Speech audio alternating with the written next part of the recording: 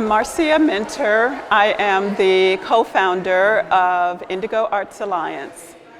Indigo Arts Alliance exists to amplify the creative voices and vision of artists of color across disciplines of visual arts, dance, music, and creative writing, and just general forms of creative expression, to be a space where ideas and concepts can come to life in a space that is specifically for Black and brown artists and other, artists of color, to be able to be together in ways in which inform, encourage, support, generate, and bring to life kind of the culture, heritage, and just life forces of us as people.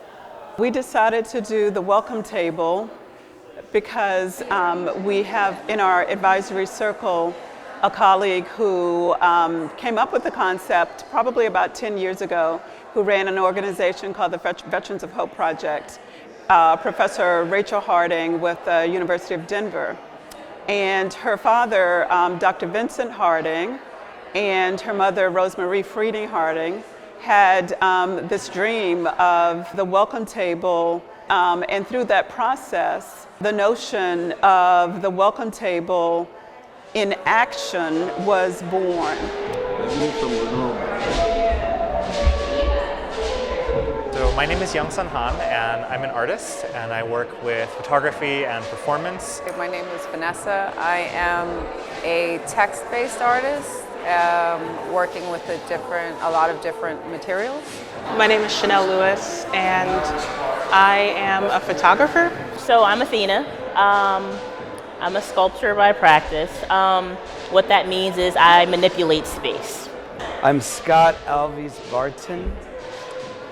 I'm a food scholar, a former chef, a Harlemite, and a member of the Indigo Art Alliance Advisory Circle. I'm here at the Indigo Art Space, just kind of sharing in this Welcome Table event. And I'm really excited to see people coming from different parts of the country, different parts of the world, sharing their ancestral knowledge, sharing their experiences of, whether they're coming from social justice work, sharing their cultural traditions and heritage and food, and all kind of coming into this big melting pot in this space and showing what Portland has to offer visitors, but also making this place a better home for everyone that's living here. I had the honor of project managing this event and seeing it from concept to reality. It's been great to see how many people have come through and have been moved by meeting new people, by learning something new, and simply by being in the same space together. And I realized there was a call to arms to be present today. Be present in your process, in your thinking, in your actions. And I don't know that I do all three all the time. So for me, one of the takeaways I'm coming to, having been here, is how can I be more engaged? What does democracy look like in my body and my life is what I'm taking away from this. In practice and in my embodied lived experience. That's what I want to walk away with. This facility, I just lucked into it. It was a really beautiful experience. I just learned a new technique, printmaking, that I've always been curious about, and having this wonderful opportunity to come here and learn how to make that, to transfer it into my own work. Being Black or being someone of any different color and coming into it and the adversity that you just live with and you breathe with like you breathe the air. So I think more stories, sharing more stories of that to people who are not exposed to that and don't live that every day, hopefully can create a wave of change. The reason why it's important to me in my practice is because I'm not originally from Maine, so a lot of my support system artistically and creatively speaking is back home in New Jersey. So the fact that there's an organization like this that is established essentially for people of color, by people of color, to support them and to help them develop and to help them grow and to nurture them, it's beautiful. I think it's important that